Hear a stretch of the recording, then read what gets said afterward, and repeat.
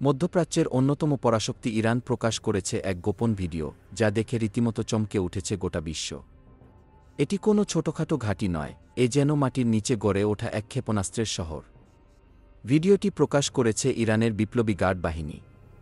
তারা দাবি করেছে যে কোনো সময় যে কোনো স্থানে হামলা চালানোর জন্য প্রস্তুত এই গোপন সামরিক ঘাঁটি।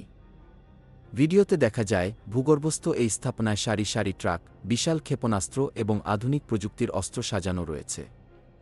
এখানে মজুদ আছে ইমাদ, কাদর ও কিয়ামের মতো শক্তিশালী মিসাইল। তেহরান জানায় শত্রুদের অজানা এমন প্রযুক্তির অস্ত্র এতে যুক্ত করা হয়েছে, যা মুহূর্তেই মধ্যপ্রাচ্যের যে কোনো প্রান্তে আঘাত হানতে সক্ষম। শত্রুদের ধারণা ছিল ইরানের সামরিক উৎপাদন কমে গেছে, কিন্তু বাস্তবতা হল প্রতিদিনই বাড়ছে তাদের সামরিক শক্তি। যদিও পুরো জায়গাটির অবস্থান জানানো হয়নি, তবে ধারণা করা হচ্ছে এটি পাহাড়ের নিচে এমন এক দুর্গম স্থানে তৈরি, যেখানে পৌঁছানো শত্রুপক্ষের জন্য প্রায় অসম্ভব। ভিডিওতে কেবল 10% এলাকা দেখানো হয়েছে, আসল স্থাপনাটি আরও অনেক বড়।